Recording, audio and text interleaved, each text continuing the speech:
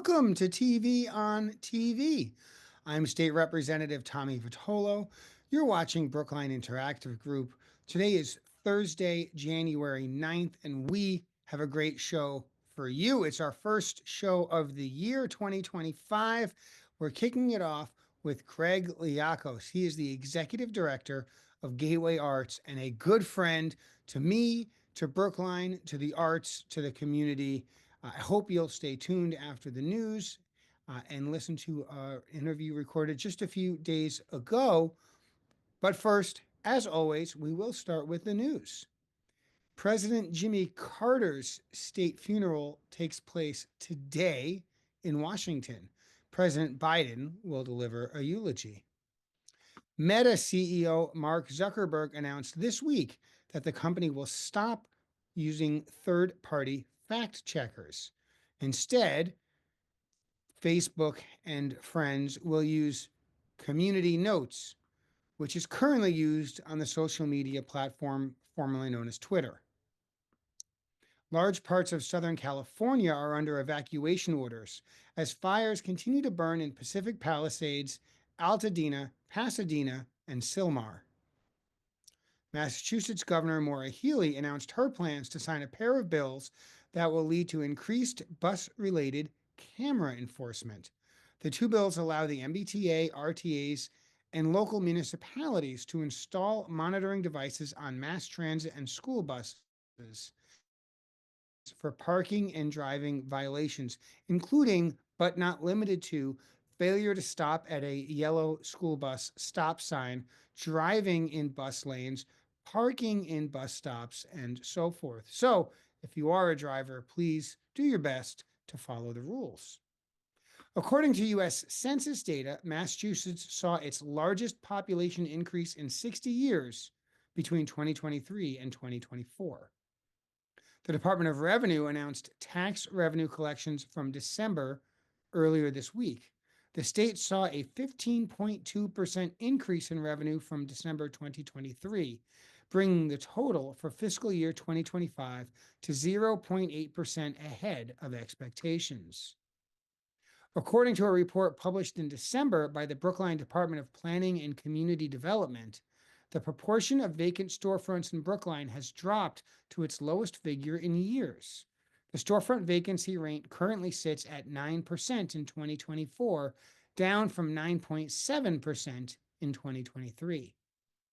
This past Friday, birds that were impacted by the oil spill in the Muddy River were released back into the wild. Mass DEP has reported that it has been cleaned and is still investigating the spill. After their 13th loss on Sunday, the New England Patriots fired head coach Jared Mayo after just 1 year, kicking off another head coaching search. And as I said before, kicking off this year's TV on TV is Greg Liakos, the Executive Director of Gateway Arts. Stay tuned, and we'll get right into that interview. Thanks for watching.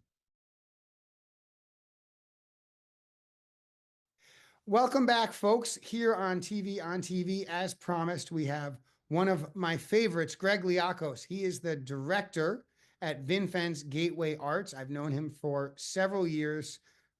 Really represents a remarkable organization and is in his own right a remarkable guy. Greg, thanks for being on the show. Oh, I'm glad to be here. Thank you, Representative, for having me. And Happy New Year. Happy New Year to you. You've been on the show before, but it was a couple of years ago, and perhaps not obvious to some, but obvious to others. Your world is constantly evolving, constantly changing, and so we want to talk about it. But first, as always, we want to learn a little more about you, Greg. So, what have you been doing your whole life? Sure. So I came here to Gateway Arts about 2.5 years ago. The bulk of my career, I started my career as a journalist, but the bulk of it was spent in years as an arts advocate for the Massachusetts Cultural Council.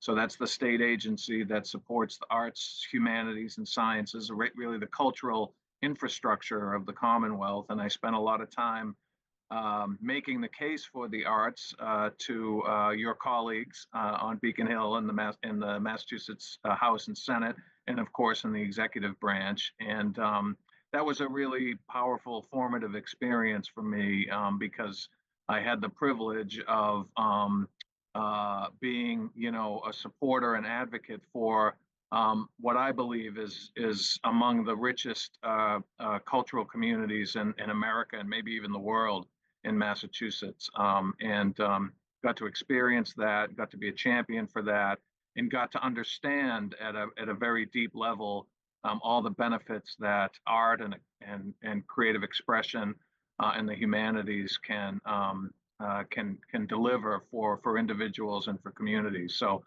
that was the sort of core experience that I brought to the process when Gateway Arts was looking for a successor to my predecessor Ray Edelson.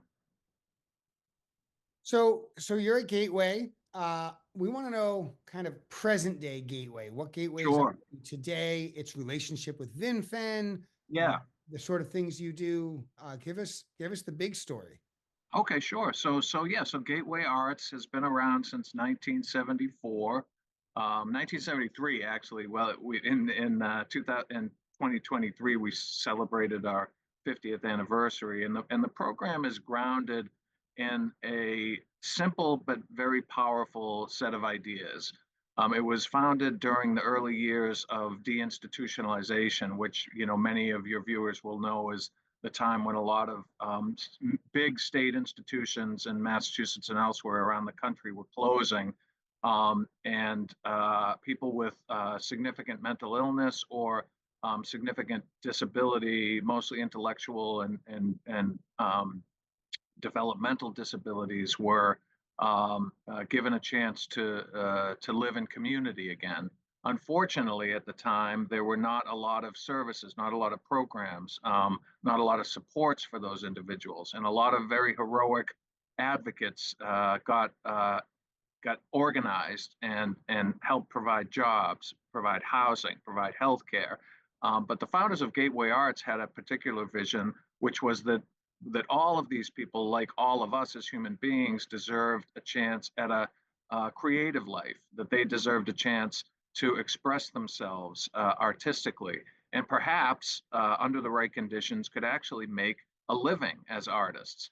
And they started in the basement of Brighton Brownstone with 8 artists and 2 art facilitators, and the program grew to what it is today, which is a roster of almost 100 artists from all over Greater Boston who come and create amazing work every day in one of 8 studios here in Brookline Village.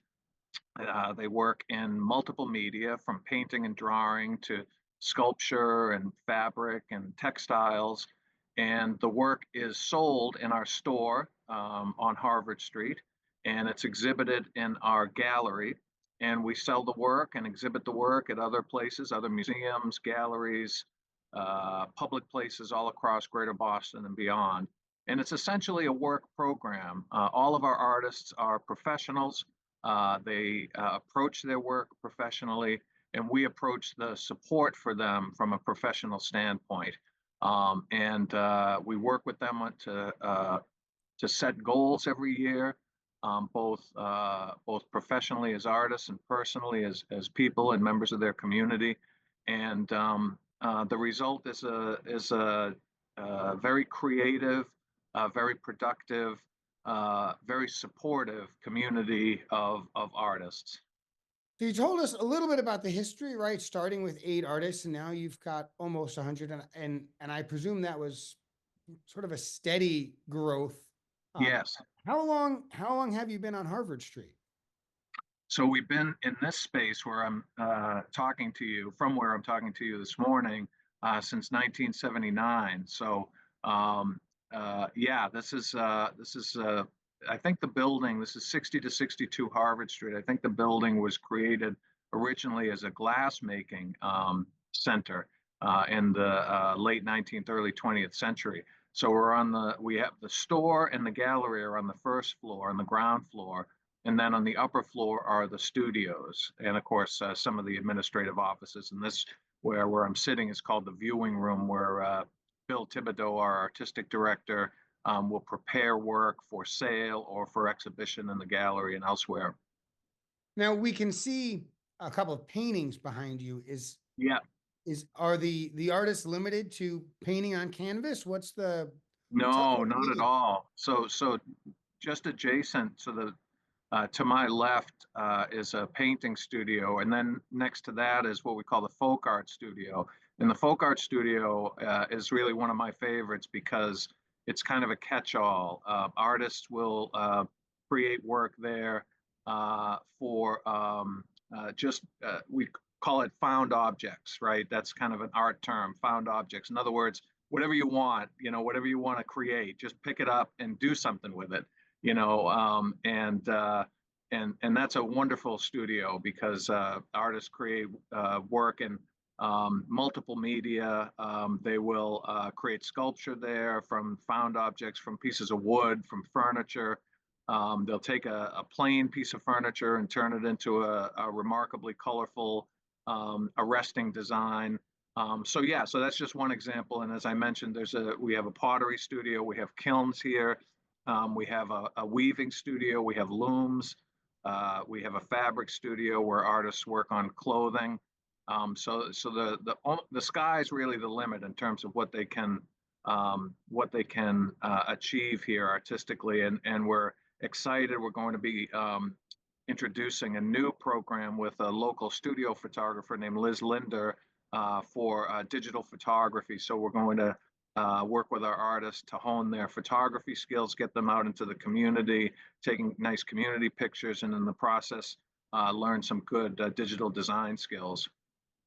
Now, you talk about your artists. You said they come from sort of all over the Boston metro Yes. area. Surely they don't just come and go at their whim. What I know that there's no two artists who are the same, but are they all there 5 days a week? Is there how does it work for the artists? Sure. Yeah. Each of them has an individual schedule, and they do. It does range. So from 5 days a week, some of our artists work 5 days a week. The work day tends to be from about 8:30 to 2:30 every day with a lunch break. So there is a pretty regular schedule. Um, but some artists are here only one day a week, and in a couple of cases, even just a half day per week. So it does range widely in terms of their time here. Um, but the day is organized according to that individual artist's goals. So the goals may be to create more work for sale. The goals may be to create particular kinds of work for exhibition, and for some artists, it really isn't even about sales or exhibitions. They just like to create. And it's more, maybe the goals are more uh, around technical development or development in a particular media or medium. So really a wide range. And for the most part, our artists do work in multiple studios. Most of the artists like to work in multiple media. It gives them a chance to kind of stretch their wings a little bit. Chuck Johnson, just for one example, is an artist who does really wonderful animation. He does styles and different animation styles. And I just remember early on, shortly after I started, I really admired what he was doing. I had never seen him work in the textile studio, and then I saw him creating work there, and abstracting the color schemes of the characters that he likes, and creating these beautiful textile works. That obviously weren't representative artworks; they were abstract works, but very much consistent with his style. And that's just one example. Many of our artists like to work in different media like that. And tell us a little bit more about Vinfen. Some of us know Vinfen very well. Others have never Yeah, heard of Vinfen. Um, sure. they're managing Gateway Arts, but what's the scope of Vinfen? Sure. So yes, so Vinfen is one of the largest nonprofits in Massachusetts, and they run a range of human service programs that uh, include behavioral health, uh, housing for people with disabilities, housing for people with mental health challenges, um, many day programs for persons with intellectual and developmental disabilities, addiction recovery programs. It's a wide-ranging organization with an array of services. And for Gateway, it's a tremendous benefit because most of our artists come with intellectual and developmental disabilities, and we also serve artists who have had traumatic brain injury or have gone through a significant mental health crisis or crises. And to support them, we will often need clinical expertise. Most of our artist facilitators who work with the artists day to day in the studios, they don't have the clinical background. Most of them are working artists, and they do amazing work with our artists every day. They're immensely supportive and knowledgeable. But sometimes someone needs extra support, and that's where we can tap into Vinfen's resources and expertise to give that extra support that an artist may need. So we talked about the past, we talked about the present. Let's talk about the future of Gateway Arts. Yes. I know you've got several exciting things on the agenda. Um, Rumor has it you're moving. Yes, yeah, this is a big deal, as you know. So I mentioned we've been here on Harvard Street since 1979. Our lease here in this building is up in July. And so we explored, my colleagues and I, and my Vinfen colleagues and I, explored lots of different options. Did we want to stay here? Did we want to go somewhere else? Did we want to go outside of Brookline? So went through a process where we searched and weighed our options. And thanks to you, I was introduced to a gentleman named Brett Levy, who is one of the principals at Riverside Properties. And Brett and his team manage 7 to 21 Station Street, right across the street from the Brookline Village T Stop. And he and I had some great conversations. There, as many of your viewers would probably know, there are already a really great cluster of artists and arts organizations right in that block, in that building, including Arts Brookline, Andom Studios, Feet of Clay Studios, and then right next door, the Puppet Showplace Theater, with whom we already do some really great work. And we found two wonderful spaces, one on the ground floor and one on the top floor. So negotiated a lease with Riverside that we completed just about a month or so ago, and we're going to move there in this coming July. So it's very, very exciting. So you're moving around the corner, Yes. and not only does Station Street have all of these great art studios, it's also got a heck of a coffee shop and ice cream shop over at Brothers Yeah. and Yeah. Sisters. So you pretty much got It's a everything. great little block, and yeah, I should have added, that um, I mean, we had to do our due diligence, as they say, but all the voices that weighed in terms of our decision, and the voices who weighed in from me, from our advisory committee, from our staff, from our supporters, said, please don't leave Brookline. You've been here so long, you've established a presence here, you have tremendous support from the community. It would be a big loss to the community, and I think it would be a big loss to Gateway. And so to be able to find a space, suitable space, it's somewhat complex. It's a You have a pretty gallery. big studio. Yeah, it's right. It's a little over 9,000 square feet of space total, with a gallery, a studio, a gallery, a store, and a studio environment that has very particular needs. So to find that space so close by was really a gift. Well, we're delighted you're staying in the neighborhood. I know Thank you. it's not the only change; it's a big change coming, but I know you're also constantly evolving, discovering new programs, new partnerships. You mentioned Liz Linder and some digital photography. what else do you have on the agenda in terms of partnerships or new media or new ideas? What should we expect from Gateway Arts in 2025 and beyond? Well, certainly an expansion of the community work that we do. So one of my priorities when I started was to, and remembering that I started, about two-thirds of the way through the depth of the COVID crisis, which, hit hit a lot of nonprofits, hit arts organizations, hit social service organizations pretty hard, and a lot of our community work. I mean, one of the goals that we have for our artists is not just that they create work and have a great supportive environment here in the studios, but that they have opportunities to create new friendships, new professional relationships, new experiences. And we are so lucky to be in the midst of this amazing cultural community around Greater Boston and Massachusetts. So we want to provide opportunities every day for them to take advantage of that. And so with a lot of community support financially, I was able to establish for the first time a community engagement coordinator who can devote all of her time to that work. And already that's bearing fruit. We had this amazing partnership with the Puppet Showplace Theater this year, where our artists worked with Sarah Nolan, their teaching artist, on to create these really beautiful marionettes.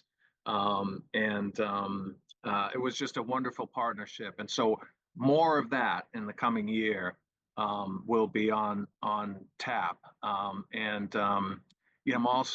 having great conversations with the Museum of Fine Arts, with the Fuller Craft Museum. I want to get our artists out. I want to get our artists' work shown in major museums. That's a major goal. That's going to take time. But I think this is really a time where artists with disabilities are being recognized for their contributions to the creative life of our communities, and I want to take advantage of that. But as you can imagine, a lot of our focus will be on the move. We've got about 6 months, and we've been here since 1979, so I'm sure a lot of your viewers have moved, and you can imagine all the stuff that we've got to consider. So it's daunting, but it's exciting too. Well, and it's not just the move in terms of the stuff. It's the transportation. You're not going far, but the Right. technical details of drop off and pickup are going to be a little bit different for your Yeah, they artists. are. Some may well embrace change, others may have a really hard time with any change. And this is Exactly. different building, a different layout. Whatever their space is where they create art is going to be somehow different, and all Totally. are going to need coaching and support. It's a big idea. You're absolutely right. And for many of our artists, like for many of us, routine is really important, right? So we will be changing routines significantly. So already, thanks to Brett and his team over there, we have access, and this is one of the great advantages of just being down the street. We're actually taking groups of artists just walking down the street, walking through Brookline Village, orienting ourselves. Here's where you're going to be dropped off.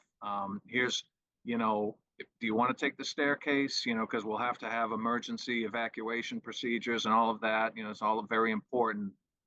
Here are the staircases, just kind of getting everybody comfortable with it. And that's going well so far. But you're right, it's going to be a lot. And of course, just designing the spaces, making sure that they're, designed with a therapeutic environment in mind, that there's good lighting, good color, and that they're welcoming, not just great environments for the artists, but they're welcoming to the public too. We want our store and our gallery to be welcoming places for the public, and places for people to gather and for great art to happen. So there's a lot on your plate. You mentioned earlier, you mentioned the MFA, and you mentioned 50th anniversary. Of course, you had a wonderful event at the MFA showing off the artwork. Lieutenant Governor Driscoll was there. Yes. Wonderful. What do you got coming up? I got anything coming up soon? Sure. So that's great. Thank you for the question. So on January 16th, a little less than 2 weeks from today, we're going to have our first event in the new space. We're not there yet. It's still a construction space, but we're calling it Gateway Moves. New year, new space. It's the construction costs are going to be a little over $1 million, probably in the range of $1.2 million. It's a big project for us. And then, of course, we have to have the financial reserves to sustain the program going forward. Everything from inflation to increases for pay for our great staff, to utilities. It's going to be a more expensive program to operate going forward.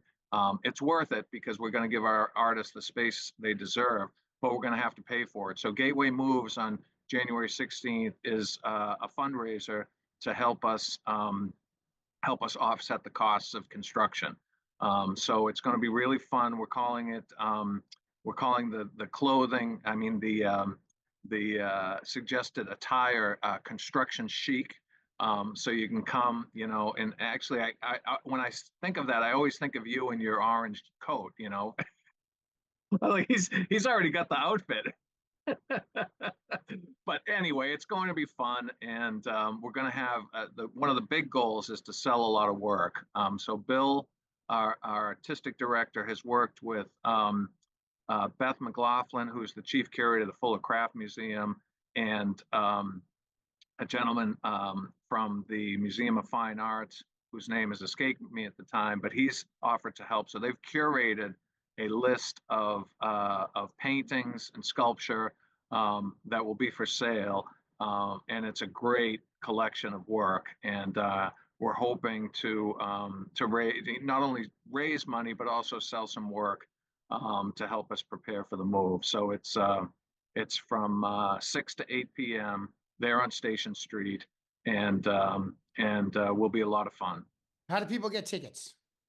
Okay, you just go online to gatewayarts.org, and you'll see a tab for Gateway Moves, or it should be right at the top.